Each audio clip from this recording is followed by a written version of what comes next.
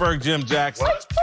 My favorite segment, antisocial. And hold on, Big Swole. Big Swole. Big Swole. Our social media manager. Debo. It was like you was an add-on. Right, Big Swole. Come on now. Darnell Smith is here to walk us through these Twitter streets. Darnell, tomorrow, raise that chair up. I think they got you a little low. Tomorrow. Not tomorrow. Don't worry about it tomorrow. Too many squats. Them LBs on there. Right. Scoop. What's popping? Yeah, man, let's start with Deshaun Watson. The Clemson alum was on the sidelines at the national championship game on Monday night, and I can't believe what one radio host had to say about it. I know I'm going to sound like an old pawpaw, but seriously, Deshaun Watson is a starting QB in the NFL, and he couldn't dress better?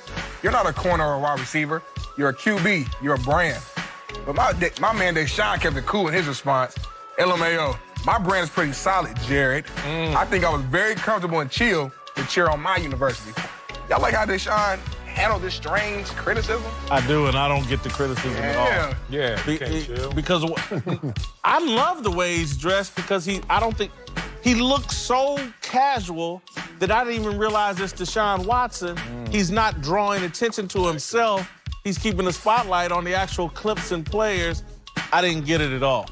Yeah, but DeAndre Hopkins, he needed the criticism. Looking like Uncle Jimmy over there. What the hell you wearing, DeAndre? I thought you were the fashion guru. Nah, just kidding. I would have hit him with the apathy. I would have hit him with no response. Like, I can't respond to everything. But some people like to smoke in the response, so I get that. If you can't be casual at a sporting event, when can you? I hate when I go to Laker games sometimes, you know, in my rare free time. Go to Laker games? When they play the Clippers. And I'll be looking at, I'm looking at the men. I'm like, why y'all so suited and booted? And then the ladies in heels, I'm like, where y'all going? It takes a lot of energy to do a lot of that stuff to kind of get yourself up. I'm like, it took you about 2 or 3 hours just to go to a game. He looks comfortable. Yes. He's chilling. He's cheering on his team. I mean, what's the problem, bro? Yeah, what's up? I mean, you want him to come in with a three-piece on? Yeah. He's a kid, too. It's not that long ago that he was on that team. There's still some teammates on there. He looks to me like a college kid. Does Jared understand that it's 2019? Yeah. Okay. Listen, let me tell you something. We go to Mastro's and eat, right? Yeah. They play hip-hop in Mastro. What that tell you? It's on. What's that tell you? No matter where you at. Okay, you know what I'm saying? It's on. It's cracking. on. That's right. That's real. I'm going to add one last little because, again, I love this look. At least he ain't out here with some $300,000 gold chain on, trying to floss in front of a bunch of other college kids. Right. He looks like one of them. Yeah, don't wear cheap gold. 300,000, that's low. You'll start a quarterback. You better be $1 million on your neck. Yeah, like Jamarcus Russell out of the league. Go ahead. What's next, Darnell? All right, man, I got a weird baseball story here for y'all. Indians pitcher Trevor Bauer got into a back-and-forth Twitter beef with an Astros fan and college student named Nicole Giles over the weekend. Now she's alleging Bauer took it too far, even complained to the team's official Facebook page. Giles claims she blocked Bauer, but he continued blasting her in tweets, including one where Bauer exposed Giles for underage drinking. Not smart, kiddo.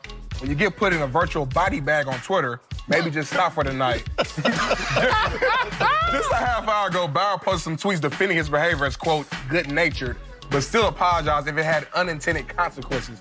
Do you think Bauer went too far in this whole scenario? No, not really. This is what the mute button and block buttons are for, and both sides could have used them. I went kind of deep on this morning looking into it. It's not like there was a bunch of profanity getting tossed around.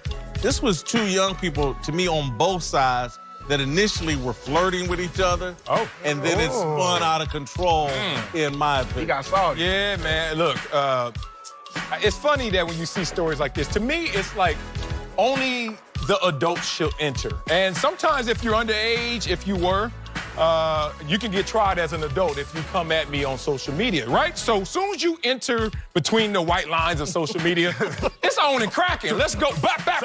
And don't get mad when you take this L, because don't get mad at my ammunition, because you don't know who you messing with. The problem is that I guess we are supposed to be the ones that defer and say, you know what, we can't fire back. Right. You know what I mean? Even when she blocked him, he kept going at her. He was like, no, I'm about to get at you. I'm giving you all this heat right now. I do think he could have pulled back a little bit, but that tweet was pretty good. That was great. I mean, he got her on that one. All right, what's next?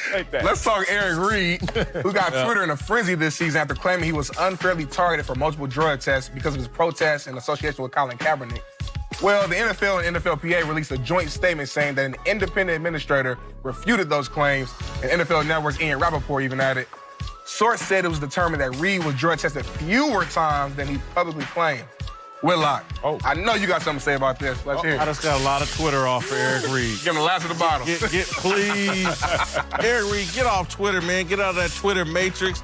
The NFLPA and the NFL and Ian Rappaport all putting you on blast. Quit trying to be a victim, man, and just play football. Please. Well, I can see the mist coming out that Twitter wrong. You mean that Twitter wrong. This mist coming out. I will say this, and this is why I always hesitated to support Eric Reed in this case, talking about unfair drug tests. There were years I only got tested once, maybe none, it felt like. Just like, man, they don't care about me. I got all these muscles. I guess they think I'm fat or something. Not good.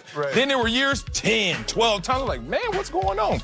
So when it's that random, I think it's random drug testing. I didn't believe Eric Reed from the beginning. It was tough because when you first read it, you're like, oh, it makes sense because he gets back in the league. But now that, to me, the Players Association, when they jump in and they refute it, that's when it starts to get murky. Generally, they're on the player side and will defend, especially if they do investigation. So it's a little bit tougher for me to kind of agree with it once they jump on. But it's hard for me to say. How many times did he get drug tested?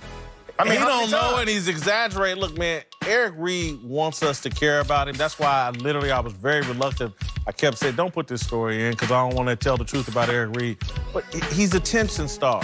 And, you know, now he's been called out. Everything's about attention. He wants to be a victim. He wants attention. Don't know about the NFL don't care enough about Eric Reed to be extra drug testing him. Make a tackle.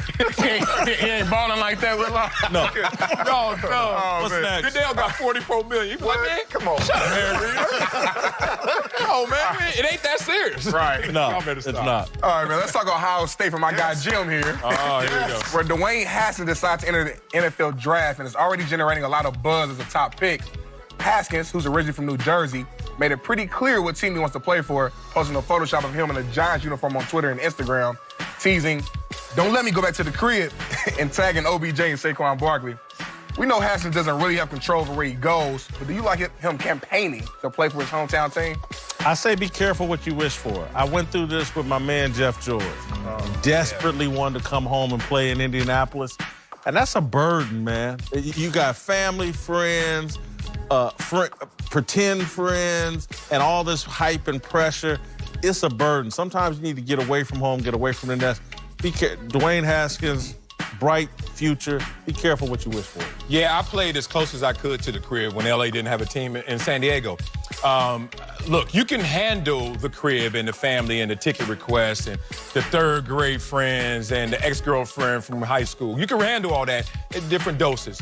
But the problem is, perception is also reality. So when things go dry or you're a rookie and you're going up and down, that perception is, oh, he's back home. Oh, he's out there doing too much, even though that may not be the reality.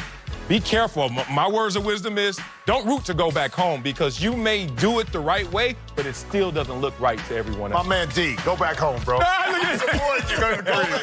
back home and have fun and tell everybody, listen, this is how I get down because I figure this. I know it's tough. D Rose did it when he went back to Chicago. I briefly went back and went to Cleveland, but I was older, okay? Where's his maturity level? Who's behind him? His background has been pretty good in regards to who he is as a young man. So if he can handle that part of it, then he'll be fine. Now, it is added pressure, no doubt. Stop it, man. It is. Yo, Jimmy, you know what? I'm supporting my man. Go back home. I love it. Go back home and show him how we do at OSU, that we handle all of that. You know, I love what you said. Yeah. You're right, except this. What? Because he's putting these tweets out already, it's showing me he's not handling it perfectly, even before it even gets there. He's telling the team. Like, you wouldn't do this. He's telling the team, don't grab me. I want to go Let me do break some that. news to you. What? Had you gone to Michigan instead of Ohio State, you would have been a much better player.